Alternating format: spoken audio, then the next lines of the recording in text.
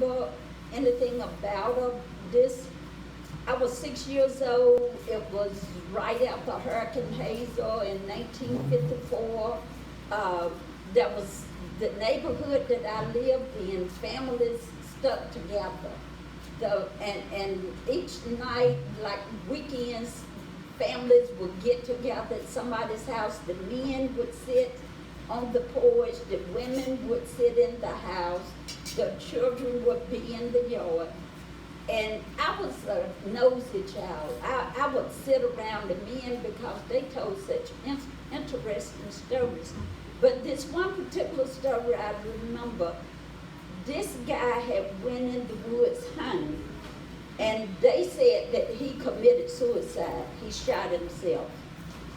Well, they went on with the story that he committed suicide, but I heard my dad and the other men in the neighborhood talking, and they were saying that it was like someone took him by his arm and slammed him up against the tree and just knocked the life out of him. The gun, the rifle that he was hunting with was laying on the ground. Well, that was the first time that I knew something strange was going on. And back around about 1962, 63, I had a brother that was chased by one. There was two brothers. They had went to a neighbor's house. One brother left before the other one did. And he was walking down the road and went to turn into another road to come home. And he saw this thing. He said it looked like a horse with a man's face. But later on after I talked to him, he said it really had a big butt. And he said he started walking, and this thing walked out behind him. And he was afraid to start running because he knew it would chase him. But he said he started walking fast, and he heard it when it walked out behind him. So he started running, and he said when he started running, it started laughing, and it sounded like a man. So we lived near a school. When we got to the school, he came on to the house.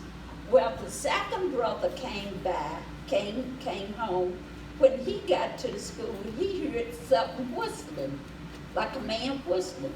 He started whistling back at it because he thought it was the brother that left in front of him.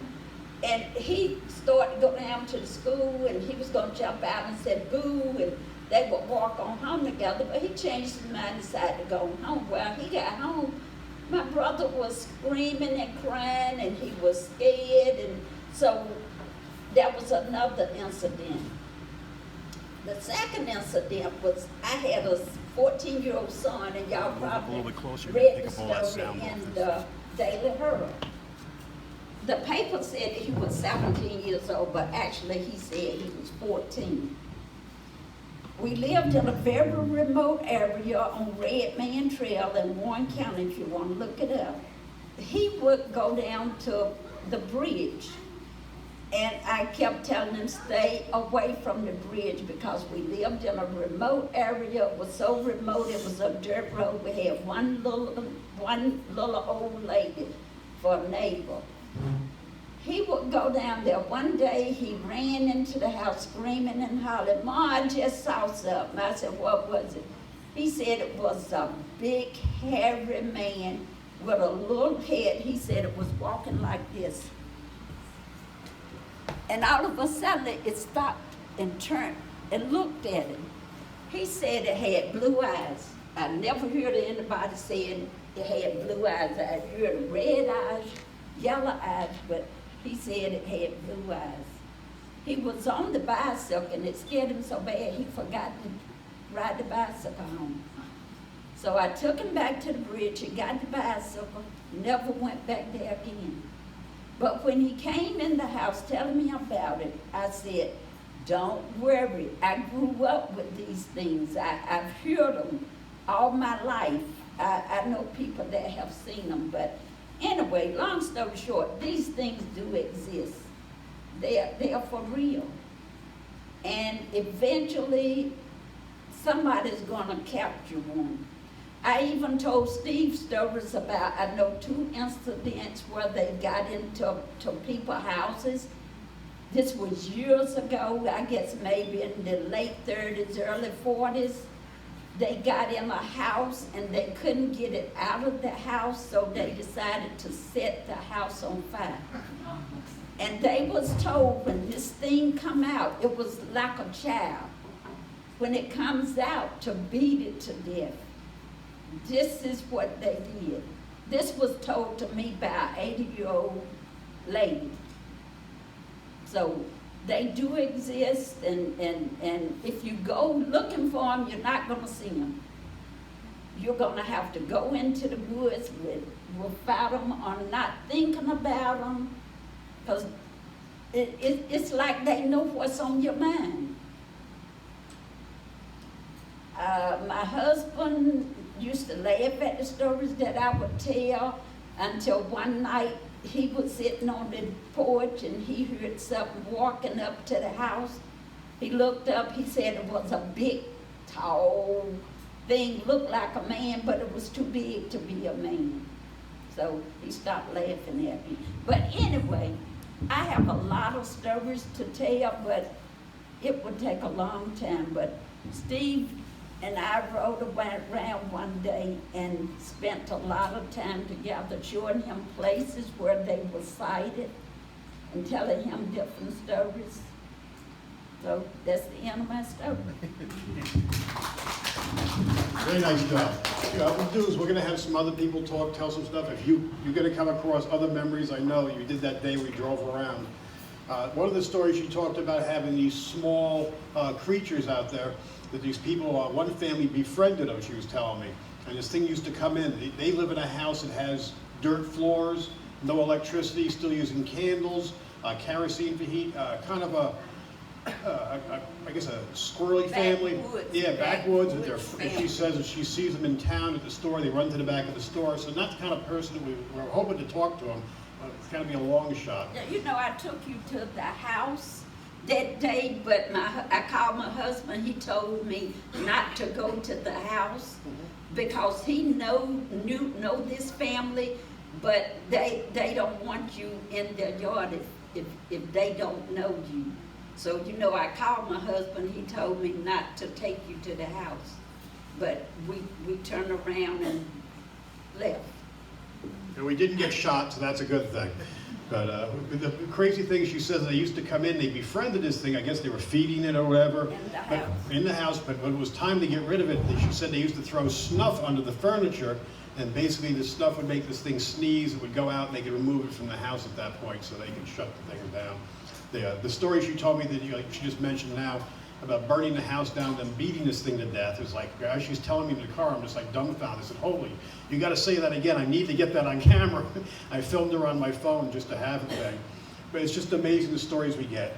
And even after I left her that day, after we drove all over, she told me multiple locations, I stopped back at the Hallowasaponi building, and I was telling them about the event where it was at that point where we still thought we were going to Medoc Mountain State Park.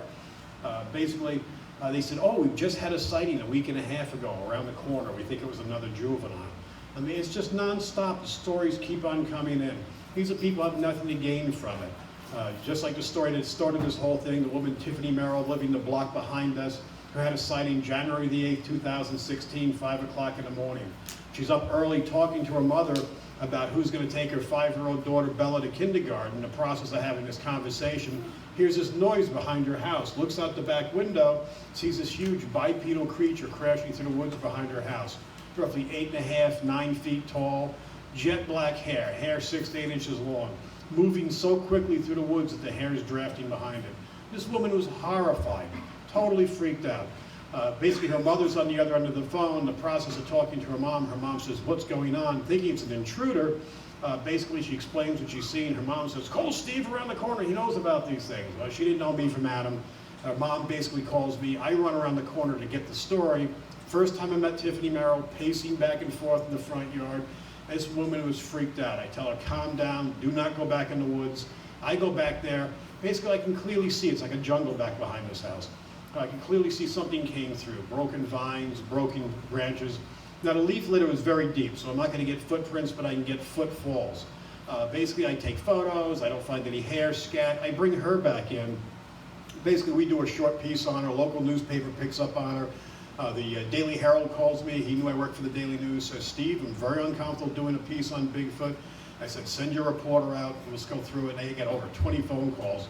So this young man comes out, we end up doing this piece. It's basically just like a high school production with a little camcorder. It's the biggest thing they ever did. That brought the News and Observer out. They did a cover story on us, very tongue-in-cheek. And then after that, brought in the CBS, which went national. And since then, it's like I said, it's been everything, MTV, Travel Channel, it's been nuts. But the best part about it is brought in all these people that are willing to talk now. These are small communities. People don't want to be outed as the nut that saw Bigfoot. I've had some people in our own little town, Littleton, who gave me a hard time in the beginning, who came back to me and said, I know I kind of harassed you over doing this and talking about Bigfoot, but to be honest with you, I was hunting as a young man. I think I saw something that fits that. So it's just tons of stuff coming through. I'm going to pass the mic off to someone else. I'll just fill in here. I'm going to have John start now. John's a gentleman we met, I think, 3 years ago? And he came into the museum and told us about sightings that actually his son had, and they've had some amazing stuff. Now, you're up in Bracy? Brunswick County. Brunswick County.